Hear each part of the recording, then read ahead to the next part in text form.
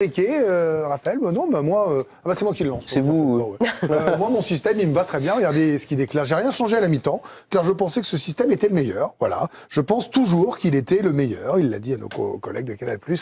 Après la défaite cinglante, 4-1 à Newcastle. Alors, je vous pose la question. Tactique défaillante, visiblement, contre Newcastle. Est-ce que Vitinha devient vraiment le quatrième joueur offensif? Parce que très honnêtement, je pense que Luis Enrique nous prend tous pour des gens bêtes. Et c'est pas péjoratif. Hein. Je crois qu'il le pense vraiment. Il pense que les gens ne comprennent pas ce qu'il veut faire, qu'il n'explique pas ce qu'il veut faire parce que les journalistes en face de lui, je pense qu'il aime pas les journalistes en face de lui et qu'il estime qu'il a pas à expliquer ce qu'il fait à des journalistes en face de lui. C'est-à-dire qu'il est au-dessus, il se croit, lui, au-dessus de la mêlée avec ses arguments tactiques. Je pense qu'il est. Ça, c'est votre sentiment. Oui, en même temps, ça fait 2 mois maintenant qu'on commence à le voir régulièrement. Et c'est plus qu'un sentiment, parce qu'il pense qu'il est au-dessus de la moyenne, que ce qu'il fait, c'est comme ça qu'il arrivera à amener le Paris Saint-Germain au bout. Je dis pas qu'il a tort, attention, j'explique juste parce qu'il y a deux choses. Il y a l'attitude que vous décriez. Enfin, en tout cas, il est complètement différent dans son groupe, avec ses joueurs, avec le staff du Paris Saint-Germain, avec Et là, sur le terrain, est-ce qu'il doit s'entêter? C'est ça, parce que si je résume. Voilà, c'est ça la question. Enfin, il doit s'entêter, oui, pour moi. Oui, dans sa tactique. Il pense que c'est la meilleure des façons, et pour moi, il doit. Si lui, il pense que c'est ça, est-ce qu'il doit continuer? Parce que là, on prend le match de Newcastle où c'était pas bon du tout. Mais il y a des matchs où ça a fonctionné, des matchs difficiles où ça a fonctionné. Dortmund, c'était pas si mal. Marseille, c'était très bien, même si Marseille en face, c'était pas une grande équipe. Il y a eu des matchs où on a vu des choses dans ce système-là. Et enfin, c'est pas le système qui doit changer pour moi. C'est plus l'animation. Il faut que les deux sur les côtés reviennent un petit peu, se recentrent un petit peu sur certaines phases. Sauf que ce système-là, avec Randal Colomwani ou avec Vitinha, ce n'est pas le même système. Donc là, c'est de la flûte. Parce que ça n'a aucun sens. Vous jouez avec un milieu de terrain défensif. Qui est plutôt offensif quand même. Vitinha, il est plus. Offensivement. Pour moi, le système, il avait du sens parce que Vitinha était là, notamment pour compenser les errances éventuelles de Kylian Mbappé sur le plan défensif. Donc c'était très cohérent. Voilà, c'était même très bien. Même si on n'avait pas encore vu un adversaire de grande qualité, donc il fallait voir si ça pouvait fonctionner. Mais en fait, Randal Colomwani, déjà qu'il a du mal quand il est à son poste. Alors, quand il s'agit de jouer à un poste qui n'est pas le sien, ça va devenir très compliqué. Il n'est pas totalement stupide, il le voit bien, ça. Faire que la grève des non, mais il le voit bien, parce que d'ailleurs, il le sort tout de suite. Il le sort dès qu'il perd le ballon sur le 3e but. Eh oui, mais... Parce que Barcola, ça s'est mieux passé, par exemple. Non, mais Barcola, ça s'est mieux passé. Barcola, c'est un peu mieux, parce qu'il est davantage capable, à mon avis, d'utiliser ce poste que Colomwani, mais quand même. Il l'a fait, c'était contre Clermont, je crois. Oui, match d'avant. C'était Clermont. Ouais, c'est pas pareil. Et ils ont quand même souffert. Ouais, bien sûr. Mais alors sur le système, et pour aller dans le sens de Loïc et de Sébastien, parce qu'en fait, il n'y a pas eu de changement de système. On a regardé les positions moyennes de tous les matchs du Paris Saint-Germain. Alors on a pris l'exemple de Newcastle, où on se rend compte que finalement, Vitinha, quand on regarde les positions moyennes, c'est vraiment schématique, mais Vitinha est dans la même position moyenne que Randal Colomwani. Ça avait été le cas contre le papier, Lyon et Lens. Non mais c'est important d'expliquer parce que, en fait, on a d'abord dit que c'était un 4-3-3 avec Vitinha, etc. C'est le même système que Luis Enrique utilise depuis le début de la saison, en fait, un 4-2-4, un 4-4-2, mais sur ce fameux côté gauche, en fait, c'est les hommes qui changent. Un coup Colomwani, il y a eu Barcola, et en début de saison, et ça marchait plutôt bien, il y avait Vitinha. Mais alors, on a la chance d'avoir Djibril sur ce plateau. Colomwani, il allait vite, il marquait des buts et était neuf. Bonsoir Djibril. Vous avez été, à un moment de votre carrière, confronté à un coach qui voulait vous faire jouer à droite. Oui, à la Lazio. Et vous n'étiez pas très content à la Lazio. C'est Miroslav Klose. Hein. Moi, j'ai du mal avec les entraîneurs qui veulent changer la nature des joueurs. Prends un côté gauche. Tu voulais un côté. Ici, tu sais que tu avais besoin d'un côté gauche. On recrute un côté gauche. Pourquoi tu prends un Colomwani qui est axial quand même? Est-ce qu'il a décidé de tout sur ça? C'est ça la question aussi. Est-ce que c'est lui qui a... Je pense qu'il a d'autres... Non, mais je pose la question. Vous me répondez très bien. Il a d'autres joueurs que... il est arrivé à... Donc, je pense qu'il a eu son mot à dire. Moi, je l'ai vécu à la Lazio, mais le problème, c'est que ça tournait pour moi. Donc, quand je suis parti, j'étais à 6 ou 7 passes décisives. Donc, le coach, il me disait, oui, tu veux que... Enfin, tu râles, mais tu joues. Et tu es bon. Donc, je te laisse à droite. Djibril, t'étais dans un 4-4-2? Oui, au départ, c'était Klose et moi devant. Oui, non, mais quand tu te retrouves à droite. Oui. En fait, je remplace Maori qui a eu un problème extra sportif. Donc, je prends sa place, ouais. Donc, ça reste un 4-4-2.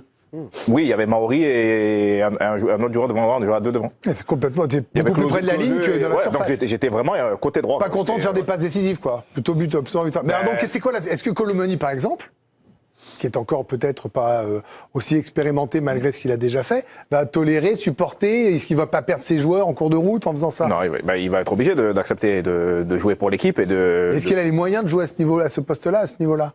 Comme oui, c'est quand même un bon joueur. Après, c'est pas son poste de prédilection, mais il peut quand même, dépanner. Mais c'est pas le, on l'a pas pris pour dépanner. Ouais. C'est vrai qu'après, il y a aussi la gestion des armes. Parce qu'il a dit, moi, chez moi, on tourne beaucoup, Émilie. J'ai 20 joueurs qui vont se permettre de gagner le championnat, tout ça, enfin, très bien. C'est sans doute vrai. Mais il y a quand même des égos aménagés. Et donc, si vous en faites jouer 4, c'est déjà plus simple. On a un coach qui est têtu. Là, on le voit bien, qui est proche de ses idées, qui va pas lâcher. Après, moi, c'est plus les comportements et les failles que j'ai vues sur le terrain qui m'inquiètent. Et je me dis qu'il a besoin peut-être de les ressaisir. Alors moi, mon souci, il est plus en défense. Moi, j'ai focus sur Skriniar. Vous êtes plus sur Marquinhos sur ce match-là? Ah ouais, c'est étonnant. Moi, Skriniar, il m'a vraiment fait très peur. Marquis, ok, c'est une... Non, mais c'est une si vous erreur, l'appelez on en a Marquis, connu c'est pour d'autres. ça. Votre Marquis. Non, mais c'est aussi... Skriniar, il relance pas plein axe. Skriniar, la saison dernière, on nous a répété toute la saison que c'était la pépite à recruter, qu'on était passé à côté du Graal. On a le Graal, Simmer le Graal. Donc, franchement, merci. Non, Simmer le Graal, vous allez y aller, hein, vous savez. Si. Donc, en fait, j'ai aussi une problématique de oui, mais c'est le premier jour qu'ils ont recruté. Ils ont mis 1 an pour le vouloir, Skriniar. Ils ont pas eu... Et tu pouvais mettre n'importe qui, là. Je te dis tout de suite, tu pouvais faire Van Dijk d'il y a 8 ans et Thiago Silva d'il y a 8 ans, ils prenaient la marée quand même. C'est pas une passoire à ce point-là. Mais tu peux pas jouer comme ça. Quand tu peux pas jouer comme ça. Colomboigny, Dembélé. Le cumul, clairement, à la rigueur, la Ligue des Champions, c'est la Ligue des Champions. Ça veut dire personne défend. Moi, c'est le cumul, clairement, de Newcastle, en fait. C'est ça, surtout. Donc, il faut qu'il change, alors? Non, enfin, il parle à ses hommes, en fait. Il peut pas tout changer parce qu'il est têtu sur ses idées, il va pas lâcher, de toute façon. Après, en défense, il peut pas tout changer. Sur le banc. Il a toujours dit, moi, quand les joueurs sont pas bons, je vais être capable de mettre les gros joueurs sur le banc. Donc, vous mettez alors attendez, très bien. Vous mettez Mbappé sur le banc. Moi, je suis Luis Enrique. Luis Enrique, il a dit, je vais être capable, à des moments donnés de la saison, de mettre des gros joueurs sur le banc. Mais lui, quand il vous dit, après, ils ont été bons. Il a l'excuse tout trouvée pour pas les mettre sur le banc, puisque lui il dit qu'ils ont été bons. C'est pas lui qui leur met deux. Il parle pas individuellement, parce qu'au stade, moi j'étais juste derrière lui, et il a mis des soufflantes à ses joueurs individuellement. En permanence. Ah oui, donc je pense qu'individuellement, il est pas très content de ses joueurs. Après, collectivement, je pense qu'il est plutôt satisfait. Olivier Bossard, moi je veux bien qu'on soit sur Enrique, d'ailleurs on pose la question, il a changé. Mais ils ont quand même loupé des passes à 2 mètres régulièrement. Les relances, c'est pas lui qui a dû demander ce genre de choses. Alors, certes, il a dû demander ce que ça part de derrière. Enfin, si Dembélé, par exemple, met le but, la frappe là au début de match, c'est pas le même match. Donc peut-être que ça, c'est aussi dû à l'inefficacité de ces gars. Elle est dure.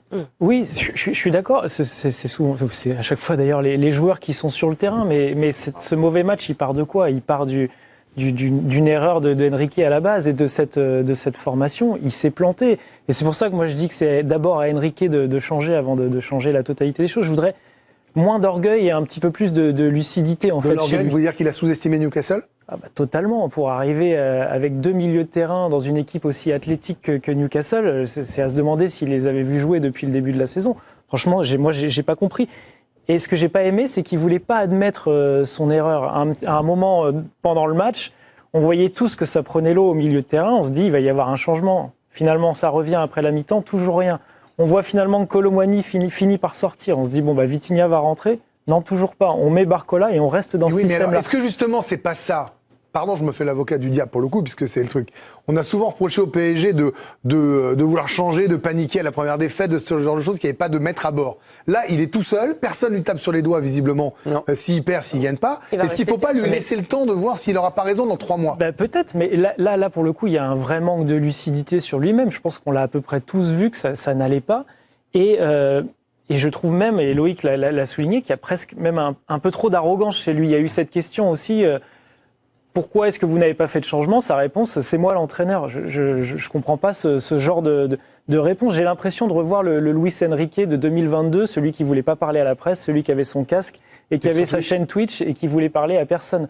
il y a un moment, attention, parce que ce genre de décision-là, ça peut peut-être aussi impacter sur l'équipe. Et pour illustrer aussi les failles finalement qu'il y a eu contre Newcastle, en les comparant avec la saison dans sa globalité, il y a eu des failles sur le plan offensif, là où Paris, eh bien, face à Newcastle, s'est procuré une seule occasion. En moyenne, Paris s'en procure 3. Il y a eu moins de tirs cadrés, moins de ballons dans la surface adverse. Donc il y a eu des failles dans l'animation offensive et puis dans d'autres secteurs du jeu également. Moi, ça m'a frappé. On passe au tableau suivant, s'il vous plaît. C'est sur le pourcentage de duels aériens gagnés. Face à Newcastle, c'était seulement un peu plus de 14% de duels gagnés. Alors que d'habitude, Paris ne domine pas complètement les airs, mais a un taux de 41%. Donc même sur ce secteur de jeu-là, sur aussi la touche technique, le pourcentage de dribbles réussis, sur la moyenne de ballons récupérés, on est loin des standards de ce qu'on avait pu voir depuis le début de la saison. Après, Newcastle a fait un super match. Aussi. Bien sûr. Il y avait une super équipe en face aussi. On pouvait s'y attendre. Ah oui, Même s'il y avait des absents, ils n'allaient pas jouer contre des pimpins du dimanche matin. Vous voyez ce que je veux dire? Mais est-ce que là, on n'est pas à la croisée des chemins? Vous allez me donner tous votre sentiment rapidement là. Loïc, est-ce que là, c'est pas maintenant que justement Enrique doit insister, c'est ce que je disais à Olivier, ou alors il doit changer justement en se disant non, c'est pas. Est-ce que c'est pas là maintenant que ça joue pour lancer la saison? Moi, je pense pas. Vous avez dit quelque chose qui est très juste. Merci. Je pense que le club, dans ces moments-là, alors je sais pas si ça va réussir cette saison, la saison prochaine, dans 5 ans, dans 10 ans, j'en sais rien, s'ils vont y arriver. Mais je pense qu'ils ont enfin compris qu'il fallait arrêter de paniquer. Et que c'est pas une défaite qui doit tout changer. Le message qu'ils essaient de faire passer depuis hier, entre la défaite, c'est bon, calmez-vous. C'est pas grave, on a perdu un match, on va repartir, on va essayer de se qualifier, on est deuxième. L'important c'est qu'on se qualifie. On verra ensuite les matchs à élimination directe. Mais il y a pas mort d'homme. Ils veulent dédramatiser le fait de perdre des matchs. Il faut pas trop dédramatiser. Est-ce que ça c'est d'accord? Ok, alors ce que vient de dire Loïc Sébastien, est-ce que c'est vrai ou est-ce que c'est bien? Ou les deux? Mais le problème du Paris Saint-Germain et de ses dirigeants et de son président, c'est qu'ils sont dans les excès. Donc avant, c'était excessif parce qu'il fallait gagner avec des champions tout de suite, et puis maintenant, rien n'est grave. Mais au Real Madrid, tout est grave.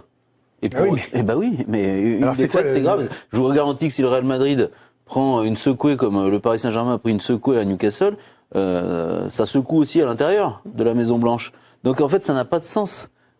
Oui, à leur niveau, c'est important et faut bien faire comprendre à tout le monde que ça ne doit pas se reproduire. Et ça n'empêche pas d'avoir une ligne de conduite. En fait, on confond tout. Ils ont des problèmes. Les dirigeants parisiens, ils ont un problème avec l'autorité, en fait. Ils ont besoin c'est de l'autoritarisme permanent. Et ça va dans les deux sens. Mais c'est pas ça, l'autorité. Mais alors donc, s'ils mettent Enrique sur le devant, c'est bien. Et tu peux avoir une ligne de conduite, tu peux faire confiance à ton entraîneur, tout en lui mettant la pression. Ancelotti a la pression tout le temps. On lui dit qu'il va se faire virer tous les 15 jours.